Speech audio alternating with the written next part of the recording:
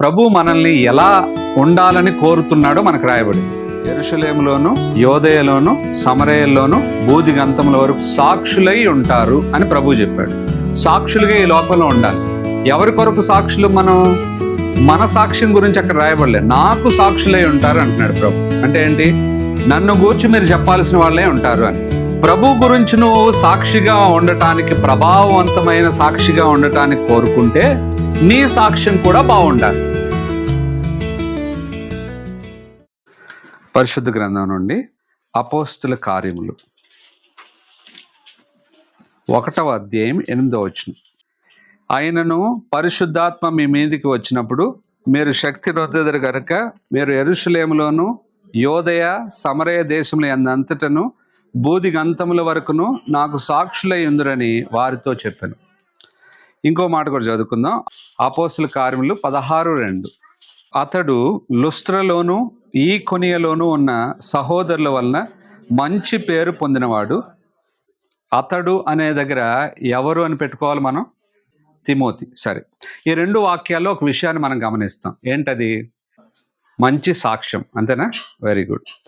అయితే మొదటి వచనంలో ప్రభు మనల్ని ఎలా ఉండాలని కోరుతున్నాడో మనకు రాయబడింది. ఏంటది? యెరూషలేములోను, యోదయలోను, సమరయలోను బూదిగంతముల వరకు నాకేమై ఉంటారు? సాక్షులై ఉంటారు అని ప్రభు చెప్పాడు. అంటే పరిశుద్ధాత్మ దేవుడు మనల్ని ఎలా చేస్తాడంట? సాక్షులుగా చేస్తాడు. సాక్షులుగా ఈ లోకంలో ఉండాలి. ఎవరి కొరకు సాక్షులు? మన సాక్ష్యం గురించి అక్కడ రాయబడలేదు. నాకు సాక్షులై ఉంటారు అంటున్నాడు ప్రభు. అంటే ఏంటి? నన్ను గూర్చి మీరు చెప్పాల్సిన వాళ్ళే ఉంటారు అని. మొదటి వచనంలో చెప్పిందేమో ప్రభు సాక్ష్యాన్ని మనం ప్రచురించే వాళ్ళుగా ఉండాలని. 2వ వాక్యంలో చెప్పబడింది ఏంటంటే వ్యక్తిగత సాక్ష్యాన్ని కలిగి ఉండే దాని గురించి చెప్పబడింది. 2 విషయాలు ఇక్కడ. ఈ రెండిటికి లింక్ ఉన్నది. ఏంటా లింక్? ప్రభు గురించి నువ్వు సాక్షిగా ఉండటానికి, ప్రభావవంతమైన సాక్షిగా ఉండటానికి కోరుకుంటే నీ సాక్ష్యం కూడా బాగుండాలి. వాస్తవమా కాదు? ఇది గమనించండి. ఈ రెండిటికి లింక్ ఏంటి అంటే, నేను ప్రభు గురించి చెప్తున్నాను, ప్రభు మంచివాడు, ప్రభు గొప్పవాడు, ప్రభు అలాంటివాడు, ఇలాంటివాడు అని చెప్పి ప్రభు గురించి చెప్తున్నాను. అలా చెప్పేటప్పుడు మనుషులు ప్రభువును లక్ష్య పెట్టక ముందు ఎవరిని చూస్తారు? చెప్పే వ్యక్తిని కూడా చూస్తారు. చూస్తారు లేదా? ఇప్పుడు చింపిరి బట్టలు వేసుకుని, మొత్తం చిరిగిపోయిన బట్టలు, చింపిరి జుట్టు వేసుకుని ఒకడు నా దగ్గరికి వచ్చి సైన్స్ లెక్చర్ ఇస్తున్నాడు అనుకోండి, మనం వాడి చుట్టూ చేరి అబ్బా ఎంత బాగా చెప్తున్నాడు అని ఆలకించడానికి ఇష్టపడతామా? సాధారణంగా అతను చెప్పకముందే తృణీకరిస్తాం. ఏమని? హే అదిలో బో, ఎక్కడి నుంచి వచ్చావు అన్నట్టుగా మాట్లాడతాం. మీరు గమనించండి. అతడిలో చాలా జ్ఞానం ఉండొచ్చు, బట్ దాన్ని వినడానికి ఎవడు కూడా ముందుకు రాడు. ఎందుకంటే ఆ వ్యక్తి చూడడానికి అంత ఆకర్షణీయంగా ఉండట్లేదు. అర్థం చేసుకోండి. అతని భౌతికమైన స్థితి బాగున్నది అనుకోండి, ఆ సూటు బూటు వేసుకుని పెద్ద మనిషిలా వచ్చాడు అనుకో, ఈయన ఎవరో గొప్పవాడు అని చెప్పి ఏం చేస్తారు? మనుషులు లక్ష్య పెడతారు. ఒక ఆయన తాను ప్రసంగం చేయకముందు తన గురించి తాను పొగిడించుకునేవాడు ఒక చోట. ఆయన డిగ్రీలన్నీ చదివించుకునేవాడు. అప్పుడు నేను ఆయన్ని మనసులో ఒకలాగా అనుకునేవాడిని. అయితే ఆయనకి కూడా ఒక సైకాలజీ ఉన్నది. ఏంటి ఆ సైకాలజీ అంటే, అలా డిగ్రీలు చదివితేనంట మనుషులు ఏం చేస్తారంట? అలర్ట్ అయి వింటారంట. బహుశా అది కూడా నిజమేనేమో. ఈయన ఎంత గొప్పవాడో, ఎన్ని డిగ్రీలు చేశాడో, ఈయన మాటలు కొంచెం విందాము అని ఏం చేస్తారంట మనుషులు? మీకు తెలియదురా పిచ్చోళ్ళారా, మీరు నన్ను ఏదో అనుకుంటున్నారు, కానీ నేను ఎందుకు డిగ్రీలు చదివించుకుంటానంటే నా గొప్ప కోసం కాదు, కొద్దిమంది ఆగి నా మాటలు వినాలంటే నా డిగ్రీలు చూసి కూడా ఆగేవాళ్ళు కొద్దిమంది ఉంటారని చెప్పాడు ఆయన. కాబట్టి గుర్తిస్తాం ఏంటంటే, నాకు అర్థమైంది దీంట్లో, మనిషి యొక్క వ్యక్తిగత సాక్ష్యం బాగుంటే మనిషిని లక్ష్య పెట్టడానికి మనుషులు ఇష్టపడతారు. ఆ తర్వాత నువ్వు చెప్పే మాటల మీద వాళ్ళ దృష్టి కేంద్రీకరిస్తారు. గుర్తించు. సమరయ స్త్రీ చెడ్డదే, కానీ ఆమె వెళ్ళి 4వ అధ్యాయంలో యేసు ప్రభు కలిసిన తర్వాత ఆమె వెళ్ళి చెప్పే సాక్ష్యం మనుషులు ఏం చేశారు? చాలా లక్ష్య పెట్టారు. ఎందుకు? వచ్చిన స్థితిలోనే ఆమె తిరిగి వెళ్ళలే యేసు ప్రభు దగ్గర నుంచి. తన బ్రతుకు మార్చుకుని వెళ్ళింది కాబట్టి ఆమె మాటలు ప్రభావవంతంగా ఉన్నాయి. గుర్తించండి. అంటే ఆమె సాక్ష్యం మారిన తర్వాత ప్రభు గురించి చెప్పే సాక్ష్యం కూడా ప్రభావవంతంగా ఉండింది. ఈ మాటలు అర్థం చేసుకోండి. కాబట్టి మనం నిరాశ పడిపోకూడదు. అరే నా సాక్ష్యం బాగాలేదు, నేను ఇట్లా లేను, నేను అట్లా లేను, కాబట్టి నా స్థితి ఎవరు లక్ష్య పెట్టరు అని మనం నిరాశ పడిపోవడానికి ఈ మాటలు చెప్పట్లే. ఈ మాటలు ఎందుకు చెప్తున్నా అంటే మనల్ని కూడా సమరయ స్త్రీ వలె వాడుకోవడానికి దేవుడు సిద్ధంగా ఉన్నాడు. అయితే మనం కొన్ని విషయాల్లో మనల్ని మనం సరి చేసుకోవాల్సిన అవసరత ఉన్నది. మనిషి యొక్క సాక్ష్యం బాగుండాలంటే అతని మాట, అతని వైఖరి బాగుండాలి. ప్రాముఖ్యమైనది మన నోరు. నోరు మంచిదైతే ఊరు మంచిది అంటారు సాధారణంగా, అంతేనా? కాబట్టి దేవుని గ్రంథంలో కూడా మాట విషయంలో చాలా జాగ్రత్తగా ఉండాలని వాక్యం చెప్తుంది. ఒకసారి చదువుదామా? యాకోబు రాసిన పత్రిక 3:2. అనేక విషయంలో మనమందరము తప్పిపోచున్నాము. ఎవడైనను మాట యందు తప్పని ఎడల అట్టివాడు లోపము లేనివాడై తన సర్వ శరీరమును, అంటే మాట యందు తప్పకపోతే అంటే దాని అర్థం ఏంటి? మాట విషయంలో జాగ్రత్తగా ఉంటే వాడు ఎట్లుంటాడంట, తన సర్వ శరీరాన్ని నియంత్రణలో పెట్టుకుంటాడు. మీరు గమనించండి, మన ఇంద్రియాల్లో 2 ప్రధానమైన ఉన్నాయి. ఏంటవి? కన్ను, నాలుక. బైబిల్ చెప్తుంది కన్ను సర్వ శరీరాన్ని మలినం చేసేస్తే రెండోది ఏంటి? నాలుక. నాలుక అంటే ఇక్కడ ఏంటి? మాట. మాట విషయంలో మనం ఎట్లా ఉండాలి, బైబిల్ ఏం చెప్తుంది ఒకసారి చూడండి. ఇదే యాకోబు పత్రిక 1వ అధ్యాయం 19వ వచనం చదవండి. నా ప్రియ సహోదరులారా, మీరు ఈ సంగతి ఎరుగుదురు గనుక ప్రతి మనుషుడు వినుటకు వేగిరపడవాడును, మాటలాడుటకు నిదానించువాడును, కోపించుటకు నిదానించువాడును ఉండవలెను. ఇప్పుడు మన సబ్జెక్ట్ ఏంటంటే మాట. మాట్లాడడానికి మనం ఎట్లా ఉండాలంట? ఎక్కువగా మాట్లాడడం వల్ల మనం విలువను కోల్పోతాం. ఎంతవరకు మాట్లాడా అంతవరకే. అది కూడా మాట్లాడడానికి మనం ఏం చేయాలంట? నిదానించాలి. గుర్తుపెట్టుకోండి. ఆతురముగా మాట్లాడు వారిని చూచితివా, వానిని గుణపరచుట కంటే మూర్ఖుని గుణపరచుట సులువు అని రాయబడింది. ఆతురపడి మాట్లాడడం మంచిది కాదు. కొద్దిమంది ఏం చేస్తారంటే ఇతరుల అభిప్రాయం వెనక ముందే వీళ్ళు ఏం చేస్తారు? మాట్లాడేస్తారు. ఇక ఆయన మాట్లాడినవారు అలాంటి వాళ్ళే నెగ్గుతారు ఈ లోకంలో. కానీ ఆడికి జ్ఞానం ఉండదు. గుర్తుపెట్టుకోండి. ఇతరుల మాట మనం వినాలి కొంత. అలా అని మన వాళ్ళకి ఛాన్స్ ఇచ్చామనుకోండి, ఇక మనం వింటారే ఉండాలి. అది కూడా ఉంది ప్రాబ్లం. కాబట్టి మాటల విషయంలో మనం జాగ్రత్తగా ఉండాలి. మన మాటల్లో ఏముండాలా? నిదానం. తక్కువ మాట్లాడడానికి ప్రయత్నం చేయాలా. ఎవరైనా మాట్లాడుతుంటే మనం ఏం చేయాలి? వినాలి.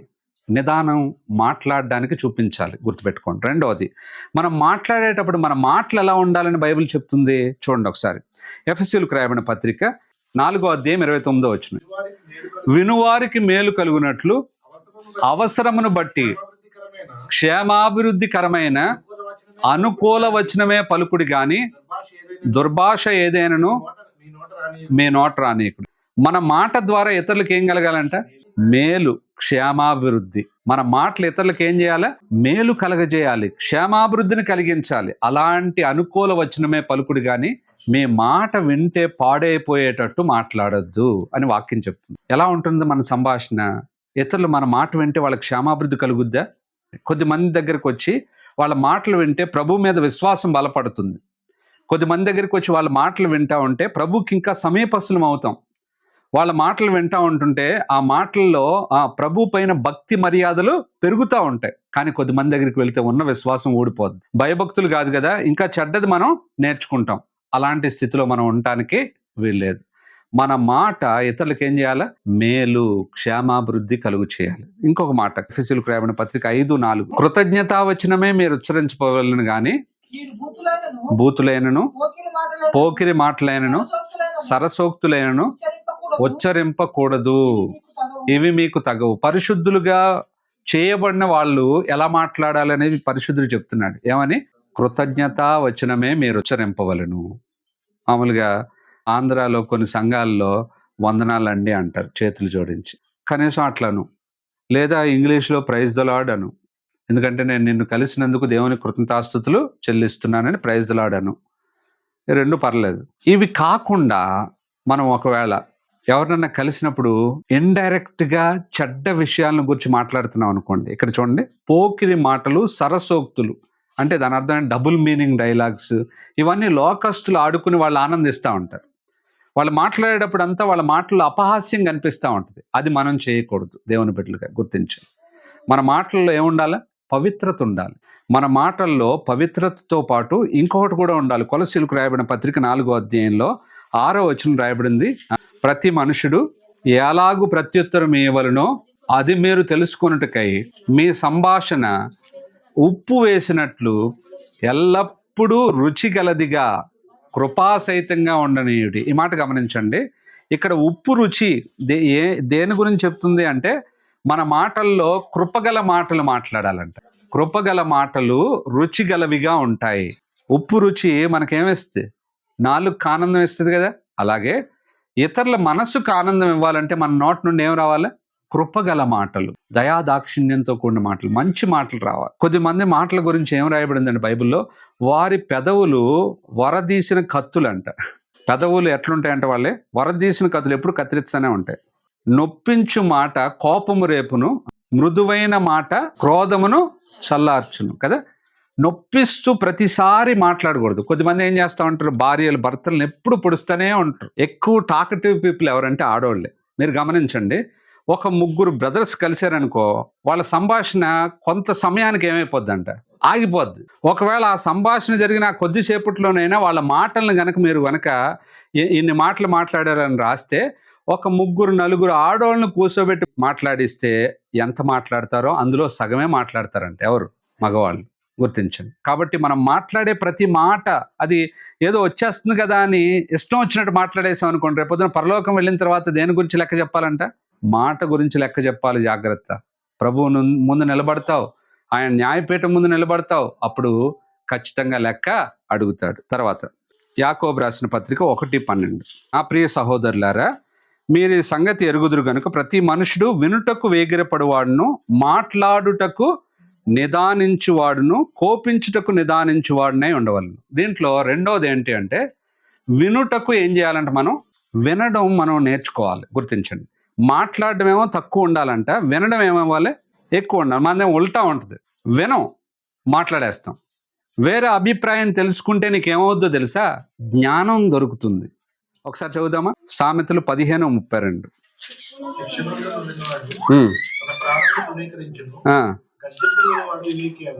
గద్దింపును వినువాడు వివేకి అగును. 13-14 చదవండి ఒకసారి. ఆలోచన వినువానికి, అంటే ఒకళ్ళు ఏదైనా చెబుతున్నారు, ఒక ఆలోచన ఇస్తున్నారు, అప్పుడు వింటే మనకేం కలుగుతుందంటే జ్ఞానం కలుగుతుంది. మనం ఏం చేస్తాం? అది సగమే అంటాం, లేదంటే వెంటనే మన అభిప్రాయాన్ని ఏం చేస్తాం? చెప్పేయడానికి పూనుకుంటాం. వాళ్ళకి తరుణమో ఇవ్వం. అది వింటే మనకు మేలు కలుగుద్ది. ఏదైనా సరే నలుగురు దగ్గరికి వెళ్ళండి, 4 ఆలోచనలు తీసుకోండి, వినడానికి వేగిరపడండి, మాట్లాడొద్దు. అప్పుడు నువ్వు జ్ఞానవంతుడిగా మారుతావు. నీ మూర్ఖత్వాన్ని బయలుపరిస్తే విషయం చెప్పేది మనకు అర్థమో కాదు. మన జ్ఞానం ఎంతో కొంచెం ఉంటుంది, దాంతోనే బ్రతుకుతాము, దాని ద్వారా విఫలమైపోతూ ఉంటాం. కాబట్టి మనం ఈ నేచర్ని డెవలప్ చేసుకోవాలి మన హృదయంలో. ఎక్కువగా మాట్లాడడం మానేయండి, తక్కువగా మాట్లాడడం నేర్చుకోండి. ఒకవేళ మాట్లాడితే కూడా ఆ మాట ఇతరులకు ఏం కలగాలి? మేలు కలగజేయాలి, క్షేమాభివృద్ధిని కలగజేయాలి. దేవుణ్ణి గూర్చిన మాటల్లో పాపము ఉండదు. గుర్తించండి. అందుకోసమే ఎక్కువగా సువార్త చేయడానికి మీ నోటిని వాడండి. సువార్త చెప్పేటప్పుడు నీకు భయం వస్తుంది, ఇతరులకు నువ్వు మేలు చేసే మాటలే మాట్లాడతావు, కాబట్టి పాపం అందులో ఉండదు. ఇంకొక వ్యక్తిని గురించి సంభాషణలో ఎప్పుడు కూడా పాపం కొంత ఉంటుంది. గుర్తించండి. ఎందుకని? ఏదో ఒక రీతిగా వచ్చేస్తుంది ఆ సంభాషణలో. మూడో వ్యక్తి సందర్భం వచ్చినప్పుడు అతని గురించి మంచి మాటలు చెప్పుకుంటామా? చెప్పుకోం. మీరు గమనించండి. ఎప్పుడు కూడా మన యొక్క వినే నేచర్ని డెవలప్ చేసుకోవడం మనం నేర్చుకోవాలని బైబిల్ గ్రంథం చెప్తుంది. సామెతలు 4:1. మీరు వివేకమును ఉందినట్లు జ్ఞానము, వివేకము దేని ద్వారా కలుగుతుంది? వింటేనే. అందుకోసమే ఎక్కువగా వినడం మనం నేర్చుకుంటే ఖచ్చితంగా మనకు వివేక హృదయం కలుగుతుంది. గుర్తించండి. ఇంకో మాట చదువుకుందాం. 8వ అధ్యాయం 34వ వచనం. అనుదినము నా గడప యొద్ద కనిపెట్టుకుని వినువారు ధన్యులు. గమనించండి. చెప్పేవాళ్ళు కాదు, మాట్లాడేవాళ్ళు కాదు. ఎవరంట? వినువారు ధన్యులు. కాబట్టి వీలైతే వినగలిగితే దేవుని వాక్యాన్ని ప్రతిరోజు వేచి ఉండి వినడానికి నేర్చుకోండి. అప్పుడు మీరేమవుతారు? ధన్యులు అవుతారు. గుర్తించు. కాబట్టి మాట్లాడడానికి మనం ఏం చేయాలంట? నిదానించాలి. కానీ వినడానికి ఏం చేయాలి? వేగిరపడాలి. అంటే ఆశపడాలి, ఆతృతగా ఎదురు చూడాలి. ఎవరైనా ఏమన్నా చెప్తే విందాం అనుకోవాలి. గుర్తించండి. ఇక నుంచి నీ యాటిట్యూడ్ మార్చుకోవాలి. అర్థం చేసుకో. అప్పుడు నీ గుణం మంచిగా తయారవుతుంది. అలా అని చెప్పి పనికిమాలినోడు ఏదో పనికిమాలిన చెప్తా ఉంటే అక్కడ కూర్చుని వెనకు. అర్థమైందా? మళ్ళీ దీన్ని ఎక్స్ట్రీమ్ చేయొద్దు. మళ్ళీ చెప్తున్నాడు కదా, నీకు అర్థమైపోతూ ఉంటుంది, నీ ఆత్మ సెన్స్ చేస్తూ ఉంటుంది ఆ వ్యక్తి చెప్పే మాటలు మంచివా కాదా. అర్థమైందండి? చెడ్డ మాటలు చెప్తుంటే వినడానికి వేగిరి పడమన్నాడు కదా పాల్ జీవన్ అన్న, వేగిరి పడదాం అని చెప్పి అక్కడికి వెళ్ళి విన్నాం అనుకో, అవి దూరతాయి లోపలికి. దూరిని అనుకో ఏమవుతావు? వరస్ట్ కండిషన్లోకి వెళ్ళిపోతావు. గుర్తుపెట్టుకో. కాబట్టి ఏ విషయాన్ని వింటున్నావో కూడా జాగ్రత్తగా చూసుకో. తర్వాత మూడో విషయం, మన వైఖరి ఇంకొక విషయంలో కూడా చాలా జాగ్రత్తగా ఉండాలి. ఏంటది? అక్కడే ఉన్నది 1:19. నా ప్రియ సహోదరులారా, వినుటకు వేగిరపడువారును మాట్లాడుటకు నిదానించువారు, ఇంకోటి ఏంటి? కోపించుటకు. కోపం ఇది కూడా మన వైఖరిలో చాలా ప్రాముఖ్యం. కోపించుటకు ఎట్లా ఉండాలంట? కానీ మనకేం వస్తుంది? కోపించడానికి నిదానిస్తామా? చెప్పడం ఈజీ, కానీ కోపం మాత్రం ఎక్కడ ఉంటుంది? తోకలోనే ఉంటుంది, తేలుకున్నట్టు. అంతేనా? టక్మని వేసేస్తాం కాటు. కోపం వెంటనే వచ్చేవాడిని ఏమంటారు తెలుసా బైబిల్ గ్రంథంలో? సామెతలు 29:11. బుద్ధిహీనుడు తన కోపమంతా కనపరుచును, జ్ఞానము గలవాడు కోపము అణచుకొని దాన్ని చూపకుండును. ప్రసంగి 7:9. ఆతురపడి కోప్పడొద్దు, బుద్ధిహీనులు అంతరింద్రియములందు కోపము సుఖ నివాసము చేయించాలి. ఇప్పుడు ఈ మాటలన్నీ చదివినప్పుడు మనకు ఒక విషయం అర్థం అవ్వాలి. ఏంటది? త్వరగా కోపపడేవాడు తన మూర్ఖతను అగపరచునని మరొక చోట రాయబడింది. కాబట్టి కోపం తొందరగా వచ్చేస్తుంది అనుకోండి, మనల్ని ఏమంటుంది వాక్యం అంటే? బుద్ధిహీనుడు, మూర్ఖుడు అంటుంది. గుర్తించండి. ఏమంటుంది? మంచోడు అనట్లే. మీరు అనుకోవచ్చు, అన్న కోపం విషయంలో దేవునికి కూడా కోపం ఉంది కదా అంటే, దేవుని కోపం వేరు, నరుల కోపం వేరు. గుర్తించండి. మనం కూడా కోపపడవచ్చు అంట. బైబిల్ చెప్తుంది, కొంతవరకు మనకు పర్మిషన్ ఇస్తుంది. ఎంతవరకు? 4:26 ఎఫెసీ పత్రిక ఒకసారి చూడండి. కోపపడుడి కానీ పాపము చేయకుడి. అంటే మన కోపము పవిత్రమైనది అయితే పర్వాలేదంట. కోపపడుడి కానీ పాపము చేయకుడి. సూర్యుడు అస్తమించే వరకు మీ కోపము నిలిచి ఉండకూడదు. ఆ పక్కనే ఒక వచనం ఉంటుంది, అపవాదికి చోటు ఇయ్యకుడి. అర్థమైందా? ఎందుకు ఈ మాట రాశాడు వెంటనే?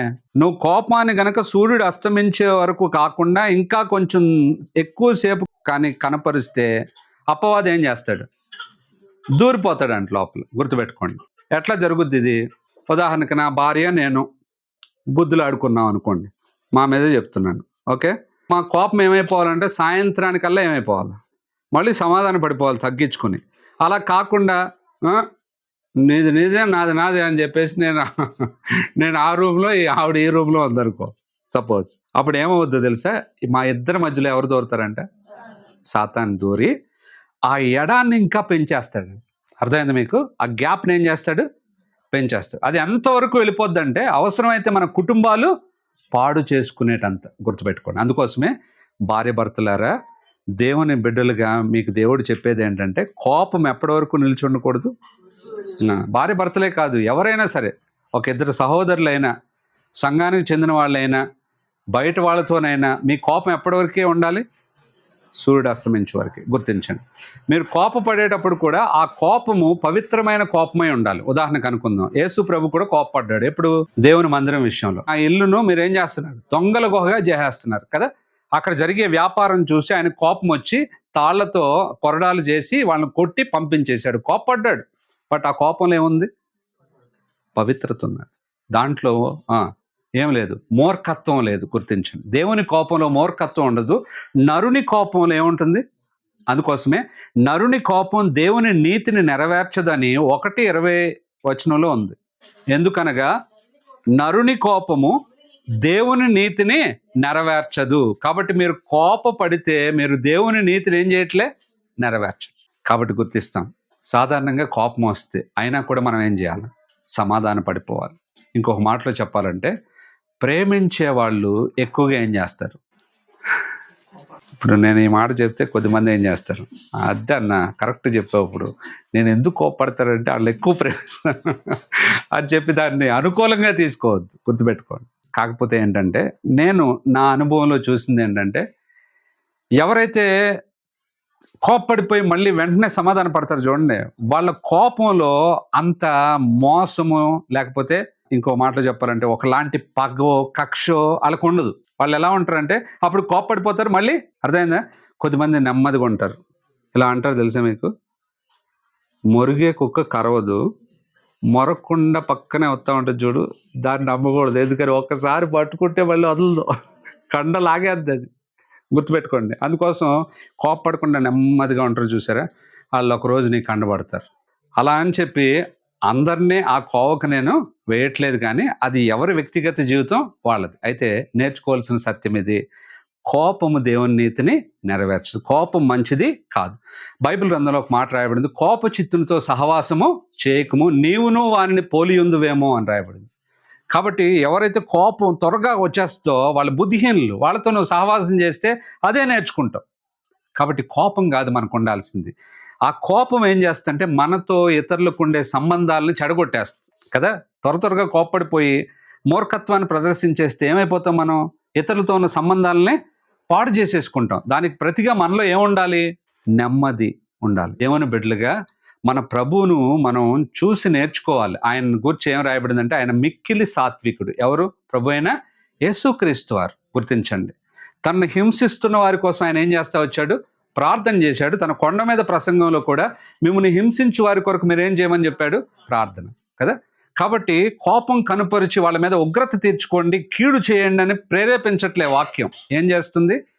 మనకి అన్యాయం చేసే వాళ్ళని కూడా క్షమించి వాళ్ళ పట్ల సమాధానాన్ని కలిగి ఉండటానికి మనల్ని ప్రేరేపిస్తుంది. గుర్తించండి. కాబట్టి కోపం యాంగర్ మేనేజ్మెంట్ అంటారు, తెలుసా మీకు?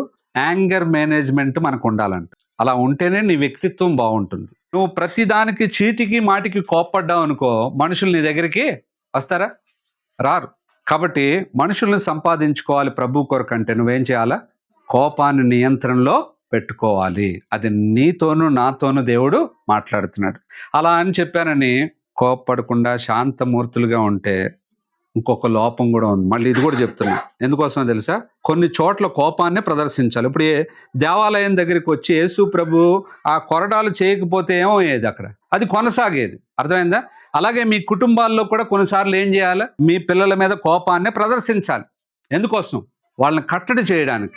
అన్నా సమాధానంగా ఉండమన్నావు, శాంతంగా ఉండమన్నావు, వాళ్ళ దారిని వాళ్ళు వెళ్ళని అన్నా, నేను ఇలా కూర్చుని ఉంటానన్నా అన్నావు అనుకో, మొత్తం వాళ్ళు పాడైపోయిన తర్వాత చూసి ఆడవలసి వస్తుంది. పాము ఉన్నది నీ దగ్గరికి వచ్చేస్తుంది, ఏం చేస్తావు? పాము వస్తుంది, పాము వస్తుంది, పాము అంటావా? ఏం చేస్తావు? గట్టిగా అరుస్తావు లేదా? ఆటోమేటిక్గా ఆ విషపూరితమైన విషయాన్ని చూడగానే ఆటోమేటిక్గా నీకేం వస్తుంది? నీ బ్రెయిన్ నీకు చెప్పేస్తే వెంటనే. ఒకవేళ ధైర్యవంతుడు అయితే ఏం చేస్తావు? గట్టిగా మాట్లాడి ఒక కర్ర తీసుకుని వెళ్తావు. నాలాంటి పిరికోడు అయితే ఏం చేస్తాడు?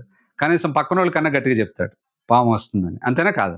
కాబట్టి పాముని చూసేటట్టు పాముని చూడాలి, పాము మీద కోప్పడాలి. గుర్తుపెట్టుకోండి, పాము అని నిదానంగా పిలిస్తే అది వచ్చి నేను కాటేసేసి నాశనం చేసేస్తుంది. గుర్తుపెట్టుకో. కాబట్టి ఎక్కడ కోప్పడాలి, ఎక్కడ శాంతంగా ఉండాలని పరిశుద్ధాత్మ దేవుడు నీకు వివేచనను అనుగ్రహిస్తాడు. గుర్తించు. ఇంకొక విషయం బైబిల్ గ్రంథం చెప్తుంది ఏంటంటే, రోమన్స్ చాప్టర్ 12:18, సఖ్యమైతే మీ చేతనైనంత మట్టుకు సమస్త మనుషులతో సమాధానంగా ఉండుడి కదా. కాబట్టి యాంగర్ మేనేజ్మెంట్ చేసుకున్న నువ్వు ఏమి ఎక్కువ డెవలప్ చేసుకోవాలి? అందరితో మనకేం ఉండాలి? సమాధానం. కొన్నిసార్లు ఆటోమేటిక్గా మనుషులు నీ వృద్ధిని చూసి నీ మీద అసూయపడి నీకు శత్రువుగా మారిపోతారు. వాళ్ళతో నువ్వు గొడవ ఆడాల్సిన అవసరం లేదు. ఇప్పుడు చూడండి, యోసేపు ఉన్నాడు, వాళ్ళ అన్నలతో గొడవలు ఆడాడా? దెబ్బలాట్లు ఆడాడా? చెప్పండి. లేదు. ఆటోమేటిక్గా ఆయన ప్రగతిని చూసి వాళ్ళకి ఏం వచ్చేసింది? అసూయ వచ్చేసింది. దానియేలు దర్యావేష్ కాలంలో ప్రభుత్వంలో ప్రధానమంత్రిగా ఉన్నప్పుడు చుట్టూ ఉన్న వాళ్ళతో ఎప్పుడు గిల్లి కజ్జాలు పెట్టుకున్నాడా? లేదు. ఆటోమేటిక్గా ఆయన ప్రగతిని చూసిన వాళ్ళందరూ అతనిలో ఏదో ఒక తప్పు మోపాలని. ఇలాంటి పరిస్థితులు నీకు కూడా వస్తాయి. నువ్వు చక్కగా నీ ఉద్యోగ బాధ్యతలను నిర్వహిస్తూ నువ్వు కరెక్ట్గా ఉన్నప్పుడు ఆటోమేటిక్గా కొద్దిమంది నీకు శత్రువులు తయారవుతారు. కానీ నేను గ్రహించాల్సిన సత్యం ఏంటంటే, ఆ శత్రువులు తయారయ్యారని మళ్ళీ సాతాను వచ్చి మనల్ని ప్రేరేపించి మనలో ద్వేషాన్ని పుట్టించి వాళ్ళ కీడును మనం యోచించేటట్లు చేస్తాడు. ఆ యొక్క ఉరిలో నువ్వు పడొద్దు. నీకు తెలియకుండానే, నీ ప్రమేయం లేకుండానే నీకు ఎవడైనా శత్రువు అయితే, నీకు తెలియకుండా నీ ప్రమేయం లేకుండానే వాడిని మిత్రునిగా చేయగల సామర్థ్యం నీ దేవునికి ఉన్నది, గుర్తించు. కాబట్టి నువ్వు ఆయన వైపే చూడాలి, ఆ మనుషుల వైపు చూడకూడదు. అందరితో మనం ఏం పాటించాలి? సమాధానమే. Ephesians chapter 4:1. కాబట్టి సమాధానమును బంధము చేత ఆత్మ కలిగించు ఐక్యతను కాపాడుకొనుట యందు శ్రద్ధ కలిగిన వారై ప్రేమతో ఒకరినొకడు సహించుచు దీర్ఘశాంతముతో కూడిన సంపూర్ణ వినయముతోను సాత్వికముతోను నడుచుకొనవలెనని ప్రభువును బట్టి ఖైదీనైన నేను మిమ్మల్ని బతిమాలుకొనుచున్నాను. ఇక్కడ 4 పదాలు వాడాడు. ఏంటవి? సమాధానము, రెండవది దీర్ఘశాంతము, సంపూర్ణమైన వినయము, సాత్వికము. ఈ 4 కూడా ఒకే వర్గానికి చెందినవి. ఈ 4 అవుట్పుట్లు మనలో ఉండాలి. వినయం ఉండాలి, దీర్ఘశాంతం ఉండాలి, సాత్వికం ఉండాలి. అప్పుడే సమాధానం అను బంధాన్ని మనం మెయింటైన్ చేయగలుగుతాం. గుర్తించండి, ప్రభు రాకడలో ప్రభు వచ్చేసరికి మనం రెండింటిని కలిగి ఉండాలంటే ఏంటో తెలుసా?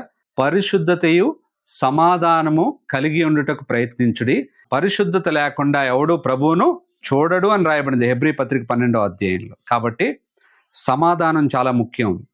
అందుకోసమే పరలోక ప్రార్థనలో యేసు ప్రభు మనకి ఇది నేర్పించాడు. పరలోక ప్రార్థనలో ఏం చెప్పాడు? మా రుణస్థులను మేము క్షమించి ఉన్న ప్రకారం మా రుణములను క్షమించుము. రుణస్థులు అంటే అర్థం ఏంటంటే అప్పున్నోళ్ళు కాదు. ఏ విషయంలో నీ ఎడల తప్పిదం చేసినోడైనా నీకెవరు? రుణస్థుడే. అతని మీద నువ్వు పగ సాధించొద్దు, అతన్ని నువ్వు క్షమించే అని చెప్పడానికి ఆ పరలోక ప్రార్థన మనకి నేర్పించాడు. మనం ప్రార్థన చేసేటప్పుడల్లా మన మీద ఎవరికైనా విరోధం ఉంటే వాడిని ఏం చేయాలంటే మనం క్షమించాలి. వాక్యం చెప్తుంది మార్కు సువార్త 11వ అధ్యాయంలో. కాబట్టి మనకు నేర్పిస్తున్నది ప్రభు ఏంటంటే సమాధానము. ఇవి ఉన్నప్పుడు ఆటోమేటిక్గా నీకు నీ చుట్టూ ఉన్న వాళ్ళతో పాజిటివ్ వైబ్ ఉంటుంది. వీటితో పాటు అతి ప్రాముఖ్యమైన ఇంకొక మాట, గలతీ పత్రిక 6వ అధ్యాయం 9వ వచనం చదువుతారా ఒకసారి?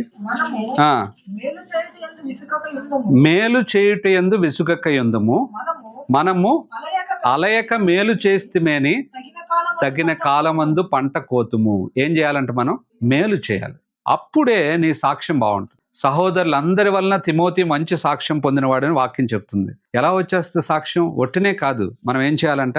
గుడ్ థింగ్స్, మంచి పనులు చేయాలి, మేలు చేయాలి ఇతరులకు కదా. గుర్తించండి, మేలు చేయడానికి నువ్వు కొంత సమర్పణను కూడా కలిగి ఉండాలి. ఇతరులకు నీ ద్వారా మేలు కలగాలంటే నువ్వేమవ్వాలి? కొంత కోల్పోవలసి వస్తుంది. బయట దేశాల్లో అంత భక్తి లేకపోయినా వాళ్ళకి కొన్ని మోరల్ వాల్యూస్ ఉంటాయి, తెలుసా మీకు? భక్తి అంత ఉండదు. ఆ మోరల్ వాల్యూస్లో వాళ్ళు చాలా చక్కగా కనిపిస్తూ ఉంటారు. ముఖ్యంగా ఇలాంటి క్రిస్మస్ సీజన్ వస్తేనంటే వాళ్ళు ఏం చేస్తారు తెలుసా? వాళ్ళకి వాళ్ళే అన్ని సమకూర్చుకోవడం, చేసుకోవడం ఇదంతా ఒక పక్కన ఉన్నప్పటికీ కూడా క్రిస్మస్ సీజన్ అంటే గివింగ్ సీజన్ అంట. వాళ్ళకి ఇతరులకు ఇవ్వడంలో ఆనందిస్తారు వాళ్ళు కదా. మనం కూడా ఏం చేయాలా? మంచిగా రంగులు వేసుకుని ఆర్ఎస్ బ్రదర్స్కి వెళ్ళి ఒక్కొక్క పట్టు చీర కనీసం 10,000 ఉండాలి, ఒక్కొక్క చొక్కా ఎంత ఉండాలి? 5-6 వేలు ఉండాలి. అట్లా కొనుక్కుని మంచి ఆడంబరంగా సిద్ధపడి క్రిస్మస్ రోజు మంచిగా టైంకి మందిరానికి వచ్చి ప్రభువా గొప్ప దేవా అంటే దేవుడు సంతోషించు. ఏం చేయాలి మనం? చాలా మంది పాశ్చాత్య దేశాల్లో వాళ్ళు చేసేది ఏంటంటే వాళ్ళు విరివిగా సంపాదించిన ఆ సంపాదనలో కొంత మొత్తాన్ని ఏం చేస్తారు? పేద దేశాలకి గిఫ్ట్గా పంపించడం ద్వారా మనకి ఎన్నో వనరులు సమకూరుతున్నాయి ఆధ్యాత్మికంగా. వాళ్ళకేం విరివిగా వచ్చేస్తుందని కాదు, వాళ్ళు చిన్నవాళ్ళు మొదలుకొని పెద్దవాళ్ళ వరకు ఏం చేస్తూ వచ్చారు? కొంత అమౌంట్ని ఏం చేస్తూ వచ్చారు? సేవ్ చేస్తూ వచ్చారు. మనం మన జీవిత అవసరాలకు ఫిలప్ చేసుకోవాలంటే ఎప్పటికీ మనం ఇవ్వలేం. ఎందుకోసమో తెలుసా? నీ జీతం 10,000 ఉందనుకో, 10,000కు తగ్గ ఏర్పాట్లు నువ్వు చేసేసుకుంటావు. ఉదాహరణకు అనుకుందాం, ఒక సింగిల్ బెడ్రూమ్ చూసుకుంటావు. అది కూడా ఎలాంటి చోట? స్లమ్ ఏరియాలకు వెళ్తాం.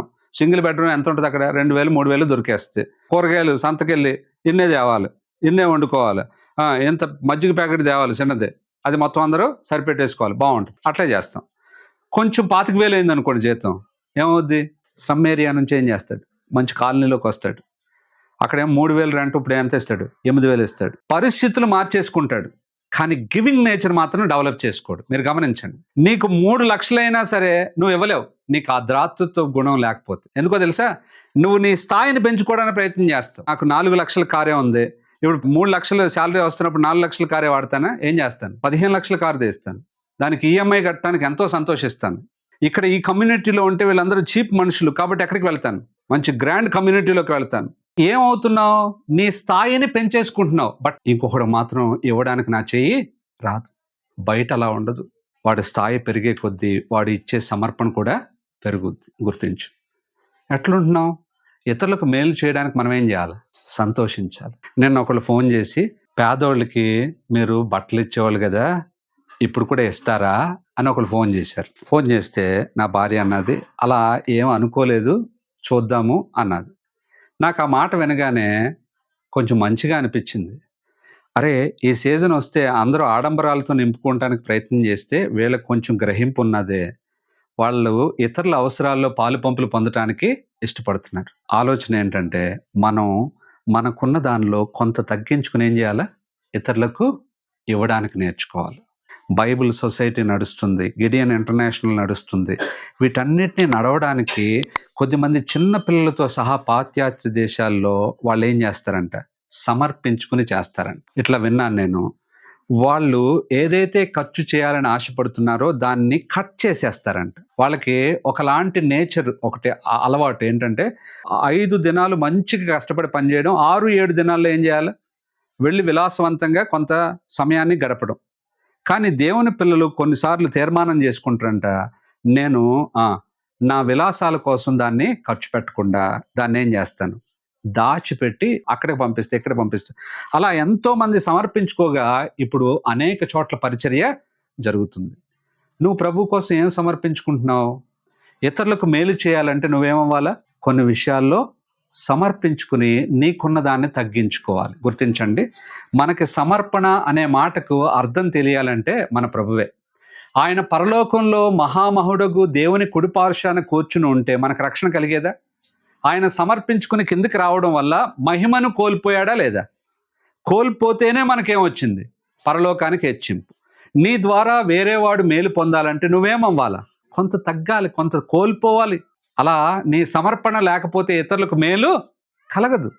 అలా సమర్పించుకునే జీవితాన్ని మనం అలవాటు చేసుకోవాలి. అప్పుడే ఇతరులకు మేలు చేసినప్పుడు వాళ్ళని సంపాదించుకుంటాం. బైబిల్ గ్రంథంలో అపోస్తుల కార్యాలు 9వ అధ్యాయంలో ఒక స్త్రీ గురించి రాయబడింది. ఆమె పేరేంటో తెలుసా? 2 పేర్లు పెట్టబడినాయి, తబిత, దొర్క. ఆ తబిత, దొర్క లోకంలో ఉన్నప్పుడు ఏం చేసిందంట? తన చుట్టూ ఉన్న వాళ్ళకి మేలు చేసిందంట, ధర్మకార్యాలు చేసిందంట. అప్పుడు వాళ్ళు అవన్నీ అనుభవించి ఆమె చనిపోగానే ఏం చేస్తున్నారు? ఏడుస్తున్నారు. మనం అలా ఎవరికైనా మేలు చేస్తున్నాం మన చుట్టూ ఉన్న వాళ్ళకి. ఊరంతా ఉద్ధరించడానికి బయలుదేరుతాం, కానీ పక్కనున్న వాళ్ళకి మాత్రం మనం శత్రువులు. ఎప్పుడు చాలాసార్లు ఇది ఉంటుందా ఉండదా? పక్కనున్న వాళ్ళు మనకు శత్రువులు, ఊరందరిని ఉద్ధరించడానికి బయలుదేరుతాం. ఇది వాస్తవం. ఊర్లో ఇది ఎక్కువ ఉంటుంది. ఇరుగు పొరుగు వాళ్ళతో సఖ్యత ఉండదు, వాళ్ళతో ఎప్పుడు ఏముంటుంది? ఆ కోడి వచ్చి మా ఇంట్లో దువ్వేసింది, ఇప్పుడు ఏం చేయాలి? దాన్ని ఆ కోడి కాలు ఎరగొట్టేయాలి. దువ్వితే ఏమైపోయింది? అది నీ గుండెల మీదకి వచ్చి దువ్వలేదు కదా, మట్టి దువ్వింది. దువ్వితే మంచిదే తెలుసా మీకు? ఎందుకు? నేల గుల్లయి అక్కడ పౌష్టికత వస్తుంది, నైట్రోజన్ పెరుగుద్ది. కానీ దాన్ని కూడా సహించరు కొద్దిమంది. అందుకోసం వాళ్ళతో గుద్దులాడటానికి ఎప్పుడు ప్రయత్నం చేస్తున్నాను. కోళ్ళు నా ఇంటి మీద వదిలేస్తున్నాం అని ఎంత తిడతారంటే అంత తిడతారు కదా. అర్థం చేసుకోండి. చుట్టూ మళ్ళీ బైబిల్ పట్టుకుని ప్రార్థనకి ఎంతో చక్కగా వెళ్తూ ఉంటే, అక్క ఇప్పటి వరకు ఏం మాట్లాడింది? పంచాంగం. కానీ అక్కడికి వెళ్ళి ప్రభువా స్తోత్రం స్తోత్రం స్తోత్రం స్తోత్రం అని మైక్లోనే స్టార్ట్ చేద్ది. ఊరందరూ వినేటట్టు స్టార్ట్ చేసి పాట పాడద్ది. ఈ పాటలన్నీ ఇంతకుముందు బూతులు మాట్లాడిన ఇల్లోళ్ళు ఉంటారు కదా, వాళ్ళందరూ ఇది భక్తురాలు వెళ్ళింది అని మాట్లాడుకుంటూ ఉంటారు. ఇది ఊర్లో జరుగుతూ ఉంటాయి మీకు. ఇలా మన బ్రతుకులు ఉంటే ప్రభు సువార్త ఎట్లా ప్రబలుద్ది? వాస్తవం కాదా? కాబట్టి మన బ్రతుకు బాగుండాలి మొదట, ఆ తర్వాత ప్రభువుని గురించి మనం ఏం చేయాలా?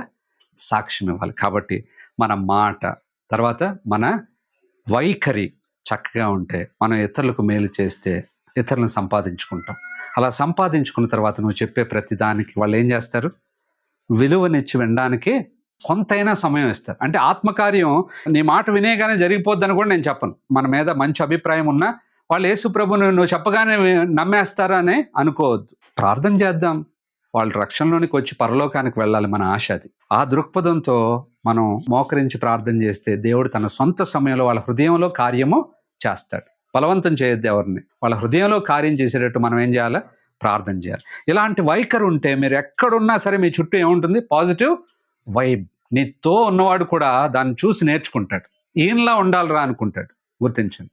అలా ఉంటే గనక మనం క్రీస్తును సాక్షాత్కరింపజేస్తాం.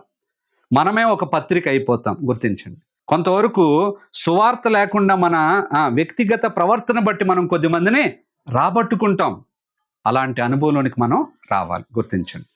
నా దాదాపు 19 సంవత్సరాల సేవా జీవితంలో బోరలు పట్టుకుని వెళ్ళి సువార్త ప్రకటిస్తే వచ్చిన వాళ్ళు తక్కువ మంది. ఎవరు వస్తారో తెలుసా? అట్లా నా అనుభవంలో చెప్తాను, క్రైస్తవులే వస్తారు. కానీ సాక్ష్యం చూపిస్తే ఎవరు వస్తారు తెలుసా?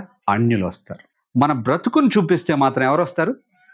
అన్యులు వస్తారు. గుర్తుపెట్టుకో. నీ బంధువులు నీ బ్రతుకుని చూస్తున్నారు, వాళ్ళకి నీ బ్రతుకు ద్వారా క్రీస్తు కనిపించట్లే, అందుకోసం వాళ్ళు ప్రభు దగ్గరికి రావడానికి ఇష్టపడట్లే. గుర్తించు, నీ ముఖ్యమైన వ్యక్తులు నీ బ్రతుకుని చూసి ఏమాత్రం కూడా ఏం చేయట్లే, ప్రభావితం కావట్లే. ఎందుకంటే నీ బ్రతుకు అట్లాగూ లేదు. నీ మాట ఎట్లా ఉంది, నీ వైఖరి ఎట్లా ఉంది, నువ్వు ఇతరులకు మేలు చేస్తున్నావా, పగ ద్వేషం పెంచుకుంటున్నావా? గుర్తించు, కీడు చేయుట కంటే మేలు చేసి మనుషులు మనం ఏం చేయాలంట? సంపాదించు. చివరి వాక్యం చదువుకుని మనం ముగించుకుందాం. Romans chapter 12 last but 1 verse. కాబట్టి నీ శత్రువు ఆకలి కొని ఉంటే అతనికి భోజనము పెట్టుము, దప్పికొని ఉంటే దాహమిమ్ము. అలాగూ చేయటం వలన అతని తల మీద నిప్పులు కుప్పగా పోయేదువు. కీడు వలన జయింపబడక మేలు చేత కీడును జయించుము. కాబట్టి 20వ వచనంలో మొదటి భాగాన్ని తీసుకోండి. అర్థమైందా? నిప్పులు కుప్పగా పోయేదు అన్నది తీసుకోవద్దు. కొంతమంది ఏం చేస్తామంటే, మనం ప్రభువా నిప్పులు కుప్పగా పోస్తావా, అయితే మేలు చేస్తాను నాయన, నాకు కావాల్సింది ఏంటంటే దాని నెత్తి మీద నిప్పులు. అప్పుడు ఏమవుద్ది? నీలో యథార్థత ఉందా? లేదు కదా. కాబట్టి ఇతరులను బాధ పెట్టే పని చేయడం కాదు మేలు చేయడం అంటే. అర్థం చేసుకోండి. కాబట్టి దేవుడు ఇట్లా అన్నాడు కాబట్టి ఇట్లా చేస్తాను నేను, అది కాదు. అది ఎందుకు రాయబడిందంటే దాని యొక్క ఉద్దేశం వేరు. అక్కడ రాయబడిన వర్ష యొక్క ఉద్దేశం మనం అర్థం చేసుకోవాల్సింది ఏంటంటే, కీడు చేత జయింపబడక మేలు చేత కీడును జయించాలి.